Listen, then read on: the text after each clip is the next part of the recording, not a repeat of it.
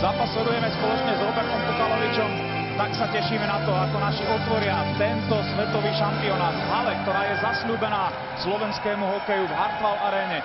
Naša reprezentácia získala plnú polovicu cenných kovov v histórii svetových šampionátov. Prvýkrát sa puku dotkol Rastio Staňa. Jorik Trej vytečoval puk. Mezej napádaný francúzským kapitánom Menierom, ktorý získal puk. Pozor na Treja, ktorý je pred našou bránkou. K puku sa našťastie nedostal. Tu je Hudáček skrytý za francúzskou defenzívou. Hudáček bude strieľať. Minul je to bránku v súboji hokejových generácií. Prvá príležitosť. Hudáček si našiel priestor. Zabudla na ňoho francúzska obranná dvojica. Bašet, Ekefie.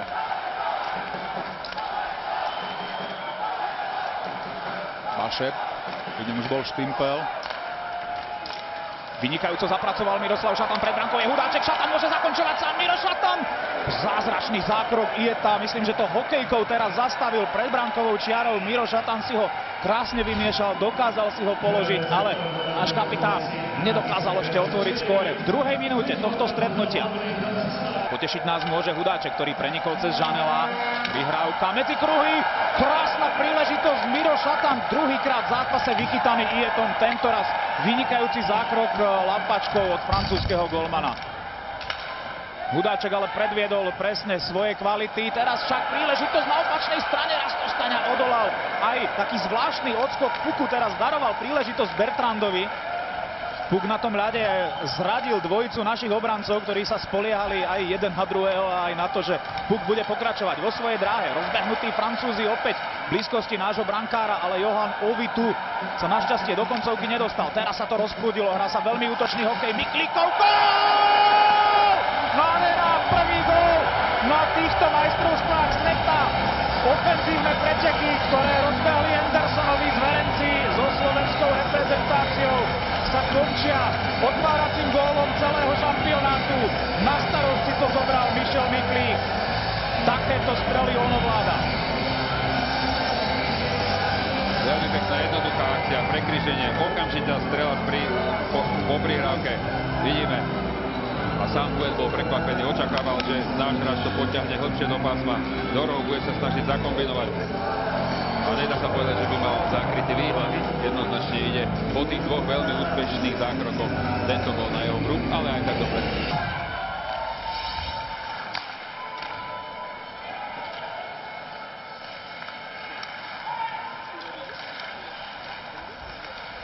Práve Bellemare sa teraz dostal až do zakončenia. A len reflexívny zákrok Rastia Staňu, to ešte nebolo aj s prispením bránkovej konštrukcie, zabránil gólu v našej sieti.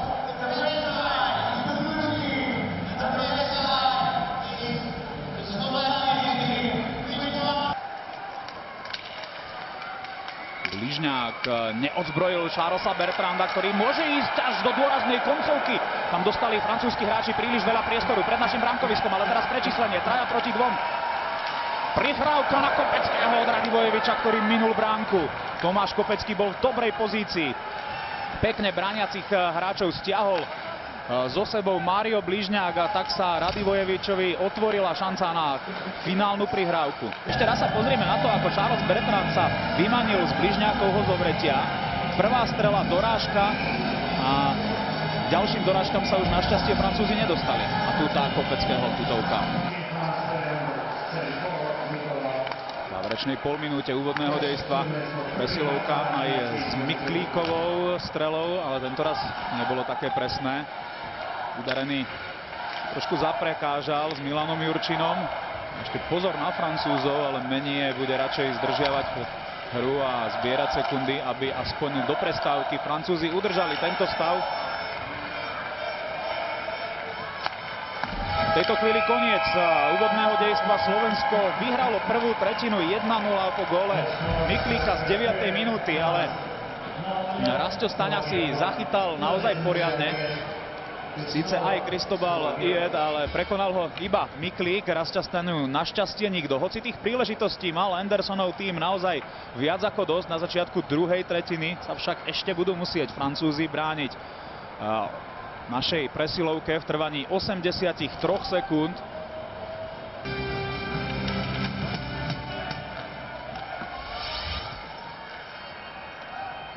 Začiatok druhej tretiny v Hartwall Arene.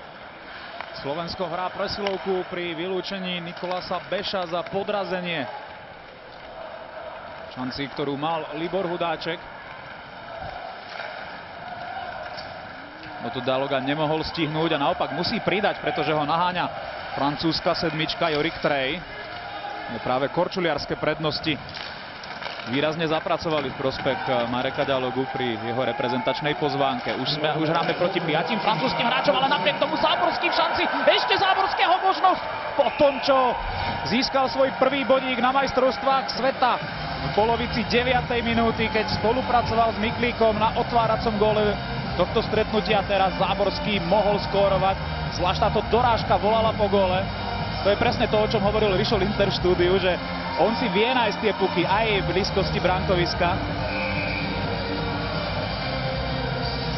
Karl Bertrand, len 22-ročný rodák z Paríža, spoluhráč a Milana Jurčinu z Lubko Rauma, kde veľmi úspešne dohrali sezónu. Aj jemu sa tu darilo v Hartwall Arene. My sa ale dostaneme opäť Dalogovej príležitosti a v zápätí Olvecký. 2-0 pre Slovensko po zásahu aj nášho štvrtého útoku. Peter Olvecký to nekompromisne vrátil do bránky. Dalogov prvý bod na majstrovstvách sveta. Mala by mu byť priznaná asistencia. Peter Olvecký zvyšuje na 2-0. Francúzi nedali a tak dostali. Rovnaká situácia ako pri našom prvom góle. Francúzi, veľká šanca, náš brankár podržal takisto z protiútoku gól, takisto je toto veľmi dobré prenesenie, puk len do ohňa, do priestoru brány, odrazený.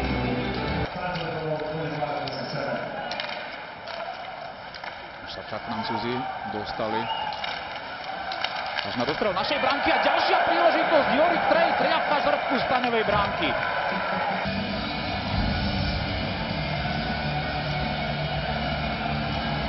Môžeme pozrieť práve na tú žrtku, ktorú trafil Jorik Trej po krásnej prihrávke Juliana de Roziera. Bol najproduktívnejší hráč majstrovského Rounu v francúzskej lige.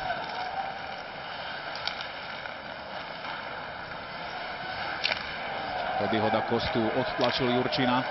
Teraz vo francúzskej reprezentácie chýba druhý Da Costa Stefan, ktorý má povinnosti playoff AHL. Krásna prihrávka Kukumberka, Záborský 3-0.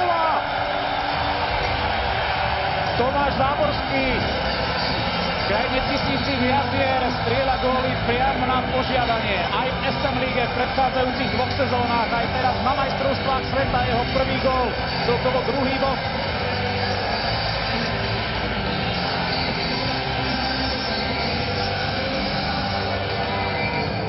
Belamár, Saša Trej.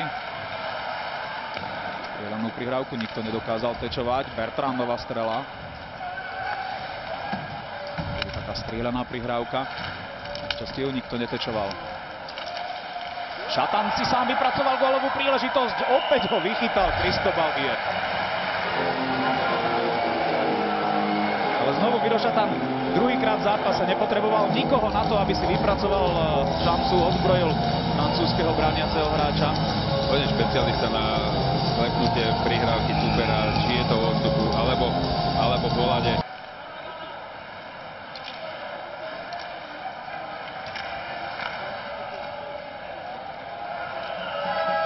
Kastostana rýchlo vytrinsol puk zo svojej lapačky. Skončila sa druhá tretina, v ktorej naši pridali ďalšie 2 góly. V 26. minúte Peter Olvecký a v 29. Tomáš Záborský.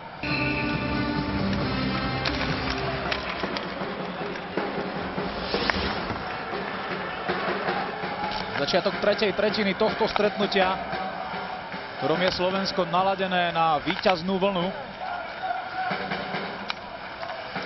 Trojgólový rozdiel dáva našim hráčom dostatok pokoja, aby realizovali nejaké ďalšie gólové momenty a predovšetkým, aby pomohli Rastovi Staňovi. Minulý rok to lámal dosť dlho, ale prišlo to v kľúčových okamihoch. Teraz mu naservíroval Libor Hudáček. Šatan ešte môže skorovať, žrtka aj na strane Cristobala Vieta. A ten už radšej prerušil hru po strieľanej prihrávke cez brankovisko od Jurčinu. Ale to bolo teraz vidno, ako tomu Šarkinu chcú dopriať spoluhráči. Nech už to dá, nech už mu to padne do bránky.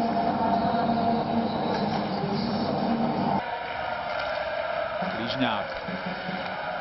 Kopecký hľadal Radivojeviča, 4-0, využitá presilovka. A tá ešte bude pokračovať. Ďalšie 2 minúty, pretože ten čas ste sami videli, 2:13. Takže 4-0 pre Slovensko. Branko Radivojevič, ktorý v Lani zostrelil galského Kohuta 2 gólmi v tretej tretine. Po 40 minútach bol totiž stav nerozhodný. 3-3 si pripisuje ďalší gól proti Francúzom, ale zaň sa určite poďakuje Kopeckému, pretože tá jeho prihrávka už jednoducho bola viac ako polovica gólu.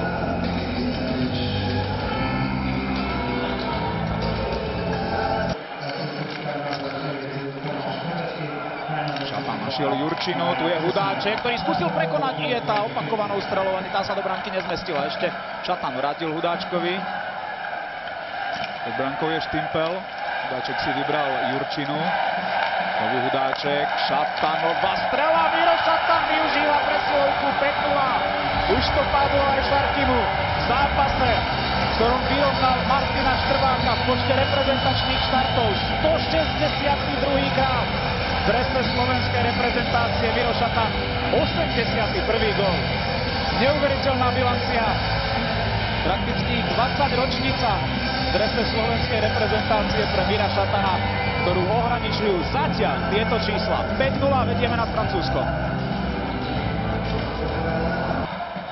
Po tom dlhom presilovkovom čase opäť dôraz na defenzívu, pretože Francúzi sa nevzdávajú. A pozrite sa, aký gól padol do našej siete. Ak to bola parádička, ako to backendom dokázal za Rastia Staňov upratať. Myslím, že Damien Rowe, exkluzívna akcia, to treba Francúzom priznať. Aj tá prihrávka, aj zakončenie.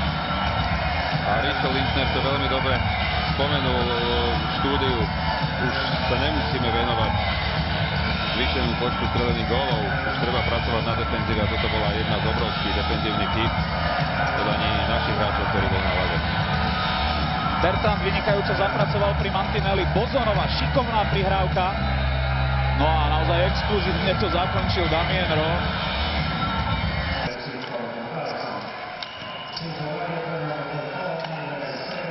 Lamar.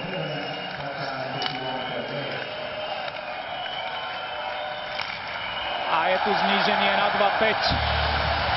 Teraz už prišiel ten moment streľby od modrej čiary, ktorý prinášal francúzskym hráčom jeden presilovkový gól za druhým aj počas vlanejšieho šampionátu. No a tentoraz sa presadil Damien Fleury.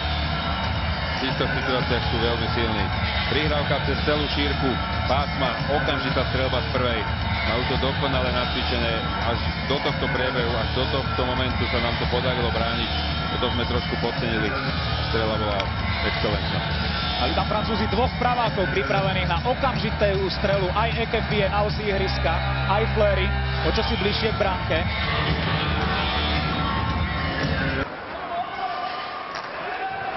Tu je Fleury z očí v oči Staňovi po krásnej prihrávke Rasťo Staňa.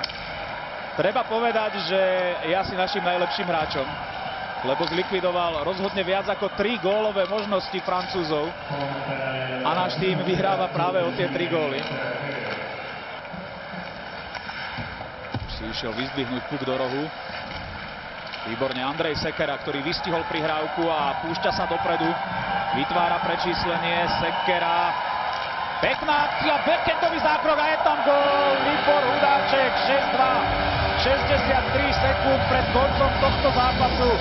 Sekerovú krásnu a dlhú individuálnu akciu zakončil Libor Hudáček.